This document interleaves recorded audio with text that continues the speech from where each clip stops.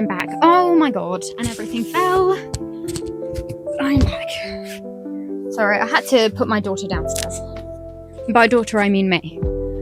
Because she was being a pain in the butt, knocking everything over.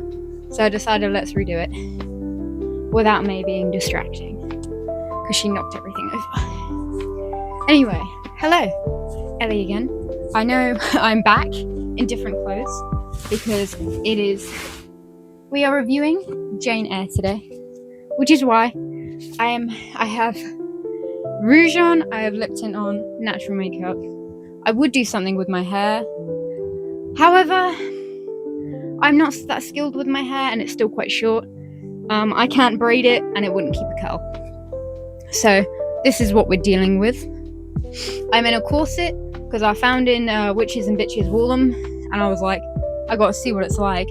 I just ran up and down the stairs to put May back downstairs. And let me tell you, I'm still out of breath from 5 minutes ago. Because it is that constricting. It does make you sit straight though, so I guess that is that. I'm also in vintage Laura Ashley because we are reviewing Jane Eyre, and Jane Eyre is very gothic and very dark, so I wanted to lean into that. I could have worn a different corset because I have 3 corsets, all from Corset Story. It's not sponsored. I just wanted a corset from Corset Story and got one. So they're all very nice, very tight, proper corsets. They are made of metal and they are fully boned. Just give me a second. I swear to God, I turned 25 today and it's like immediately like, oh, too much going up and down the stairs. Anyway, it's like deja vu because I've done this before. Today we review Jane Eyre by Charlotte Brontë. Jane Eyre is my favourite classical book. I have not read one yet, and I've read quite a few that I like as much, if not more, than Jane Eyre. Now, when I first read Jane Eyre, I read it for an assignment. I thought this was going to be like your typical Romeo and Juliet. I was going to get so annoyed at the characters. They were going to be so cliche. It was going to be a whole like love triangle, love circle, like Far From the Madding Crowd, or like, you know, a weird marry them all like in Custom of the Country. This is nothing like that. If you like love stories and you haven't read this, then I don't know what's wrong with you, because it's really good. It's also got a lot of themes in it. So we have the gothic theme. There are moments in this that are quite scary. And I'm not talking like ghosts, which is initially what you think. Because you're like, oh, I don't understand what's going on. There's something scuttling around. But like, Mr. Rochester's told us everything. You know, I know he's told us not to go on whatever floor it was, but he's told us everything. I have no reason not to trust him. So yeah, you think, oh, you know, it could be a ghost, it could not be a ghost. But no, it's the horror of someone actually scuttling around. I am like not easily spooked by really anything, you know, because I'm like, oh, it's a ghost. You know, I've watched The Conjuring. I'm like, it's just a ghost. And, you know, ghosts or something in your mind, you can kind of like, they don't really exist to most people. So I'm like, oh, I'm not really that scared of any of that. However, when it comes to somebody actually scuttling around, like someone that's actually going behind you or like lurking in the curtains, there's a moment in this when, who is it? Mr. Rochester's friend gets assaulted. I don't know if he gets stabbed. He might get stabbed. Gets assaulted by someone or by something, and then Jane's looking around the room, and there's like these curtains shifting, and you're like, the hell, bro? What is that? That's nasty. I need to stop saying I'm trying to stop, but I've done it again. I'm trying to stop saying and yeah, because I've done this once. I know what I'm talking about. I almost did it again. So yeah, she's in the curtains, and it's like, that is scary. Somebody like mentally distressed that is scuttling around. I should put spoilers, shouldn't I? Turns out, spoilers ahead. I should have pre-warned you in the disclaimer that there will be spoilers ahead. But it turns out it's Mr. Rochester's ex-wife who's mentally distressed, running around, and just like doing weird things, like starting fires, and assaulting people. And I don't know why he keeps her there, honestly. I think he loved her still, but we do weird things for love, right? And people who were mentally distressed were not treated very nicely anyway. But that's a whole other can of worms. There's also a fantastical kind of theme in it where Mr. Rochester thinks that Jane Eyre is some sort of like fairy or larkin or like something from the moors of, North Britain or something. Or there is like a theme in that, a running theme of that kind of fantasy thing going on, because I think the first instance you meet Mr. Rochester, Jane is sat down on a bench and then his horse is going past, and then I think his horse spooks at her, or maybe it just spooks in general, and then he comes off and it like falls on his ankle, and then I think he sprains it. I don't know how that you just sprain your ankle by a horse like full on smacking on it, a big 500 kilo animal. I think bigger because it was a horse. I don't know how he'd survive it. I mean, don't know how he didn't break it and just sprained it. He makes a comment about, what was the comment? It was a comment about saying, oh, were you waiting for your, like, kin in the woods or something? Something like that. So there are other themes in it that aren't just, like, gothic. And I do want to preface that there is an age gap. So she is 18, 19, and he is 42. Or 40 something, pushing 50. And the reason I want to say that is because the age gap in this is better than a lot of age gaps now. And I'm going to tell you why. Because the age gaps that we have now, that I have heard of and read some of, are they are like college kids, so like uni students or like actual college kids. It differs from the UK college and uni and all that. But they're college kids going out with their uncles or PE teachers. There was one book who did that, and they're not. It's like dabbling in domestic and sexual and just weird themes. I know that there is a desire. I'm not going to doubt that desire. In some people have that weird desire to have a hot uncle or have a hot PE teacher or have a hot teacher. But that's really not how life works in general. And I get the desire. But that is also not right, and it's not healthy. And I don't have a problem with people reading spicy things. If it gets you reading, if you like it, and it gets you reading, I don't think it matters what you read. But it's just really weird and uncomfortable. And you may think, Ellie, what are you going on about? That age gap in Jane Eyre is really big. That's a massive age gap. But Jane Eyre, when she meets Mr. Rochester, she's 18, 19. She is the age of consent. She is an adult. And it's not an immediate, how it's written, it's not an immediate attraction. How it's written is, she is the employee, he is the employer.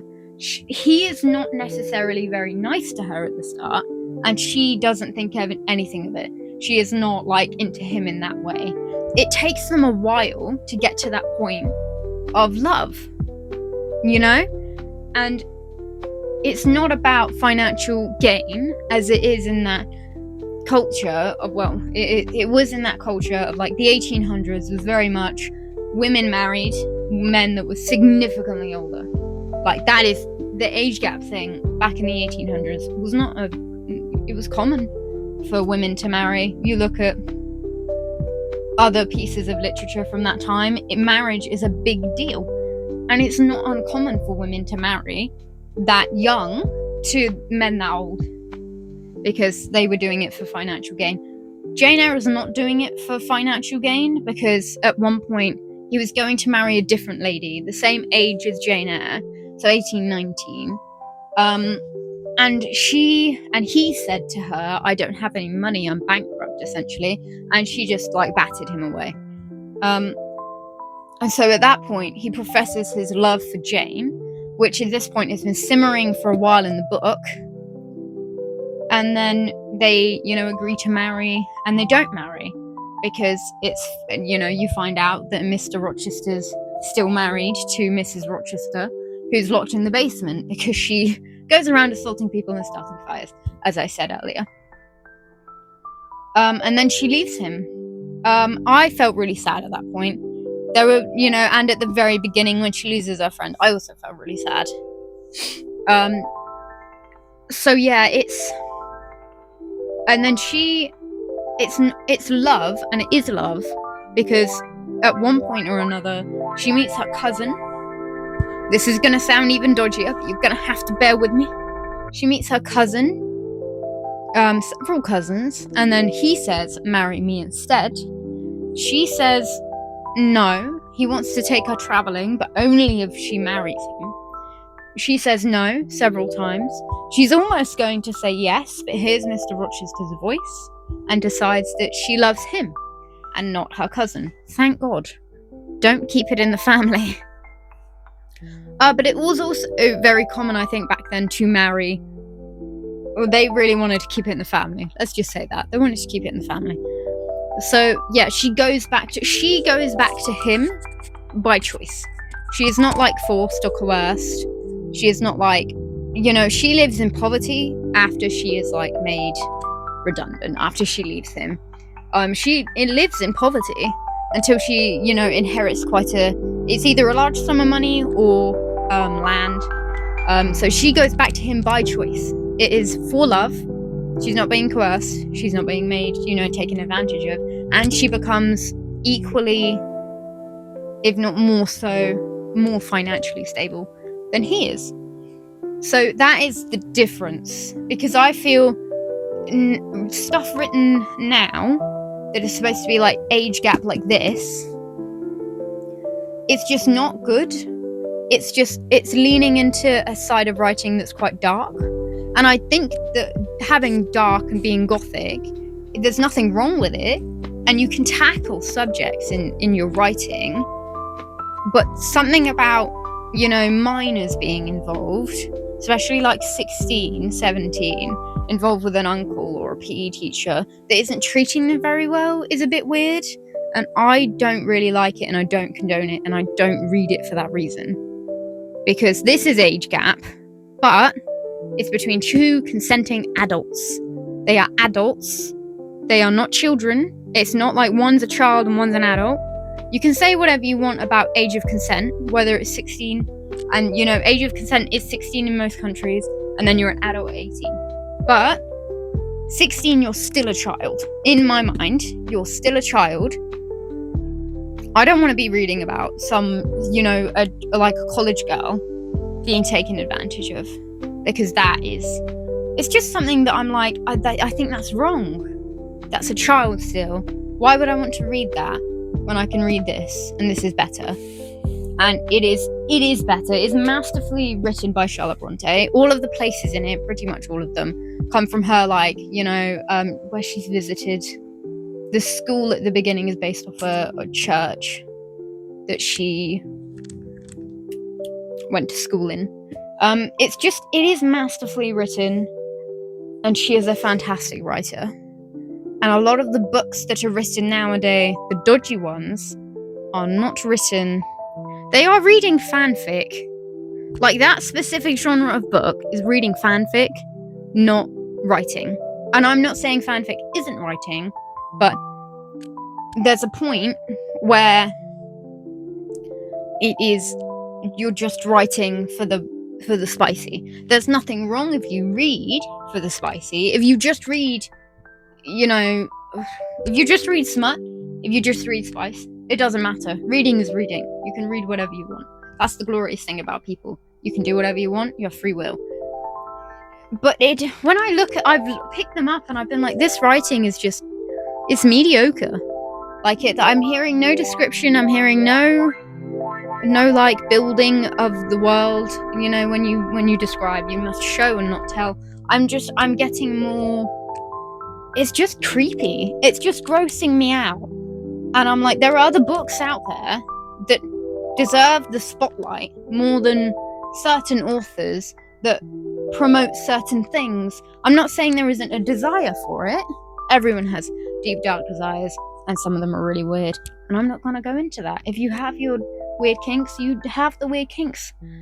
But when it comes to children 16, it's just, I don't think it's right. And that's just my opinion. You may at 16 think you're an adult, and I'm like, if you want to be an adult at 16, you go ahead. Being an adult is not that fun. Being an adult is underwhelming. But if you want an age gap, well-written romance, and you're like, oh, but Jane Eyre must be boring, it is not boring. It is very good. It is well-paced, and it's just so good, and it's so well-written. It's so good. You need to read it. I thought it was going to be a Romeo and Juliet situation where it was going to be all this random, crap about, oh, I love her. Oh, no, I didn't want that. And it wasn't. It was not at all. I think at one point I will go over 2 of the books. I'll probably cover them at the same time because I really didn't like either of them. I know that sounds bad, but I didn't like either of them. And I know I really tried to like them. And it's not the writing, it's just the story. A lot of books that I don't like, it's not the writing, it is the story. I mean, and that is just my preference. At the end of the day, it's my preference to be like, I don't like that writing because it's just boring. The story really isn't going to go anywhere. It's all about this weird love triangle. I just can't do that. I just have that it's giving, Love Island, but like 18th century Love Island, where it's like, and this bachelor loves this woman, but she doesn't love him now. She's going to go off with Bachelor B, and then Bachelor A is going to be left all alone, and Bachelor C wants to get her. It's like, I just don't like that. That does not excite me or make me want to turn the page, whereas this does. And I think to be honest, that's a lot of pastoral vibes, which I will cover at some point. That is a lot of pastoral vibes of like, they wanted to present this beautiful naturistic, natural, I'm trying to think of describing words for it, but I can't. This very natural, idealistic countryside life where you have a farm, you have sheep, and you have animals, and then you have a wife and children and such and such. There is a case, Far From the Mad Crowd is a bit like it, but it's not like in other senses. It's good, but it's not my cup of tea. But it's good, but it's in a different way.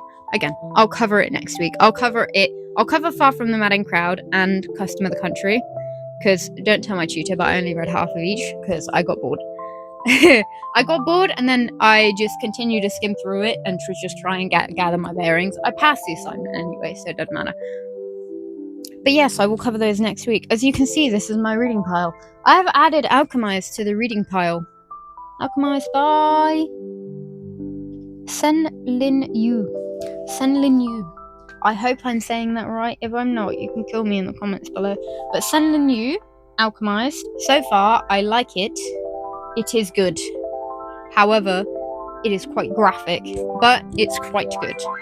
But we're not talking about that book. We're talking about this book. This book, you need to go and read it. If you like romantasy, not romantasy, I'll have to cover that a different night. You like romance and age gap, read something that is actually going to make your brain work, and not read something that is weird and just cringy and not well written. This is well written.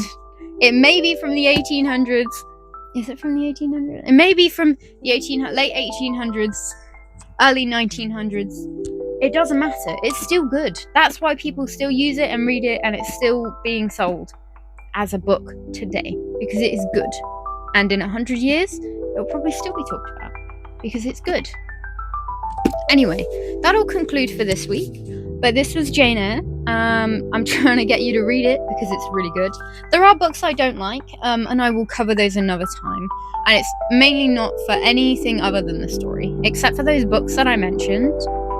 I don't like those either. So yes, go and read Jane Eyre by Charlotte Brontë, or any of the other Brontë sisters' work. Fantastic. I have a collection of them because I just decided that I need all of them. I can't just have one. I need them all. Anyway, that is this week's episode. Sorry that May couldn't join us today. She was being a pain in my butt. This is my reading list. I'm reading this one. I'm reading these 3. I would very much like to do Witch Hat Atelier. Just like a full overview of it, if anyone would be interested. I've almost read this one. I've almost read this one. And then I need to read these 3. But I might start with this one, because this one's actually interesting. The other 2 are, but this one's interesting me the most. Anyway, bye!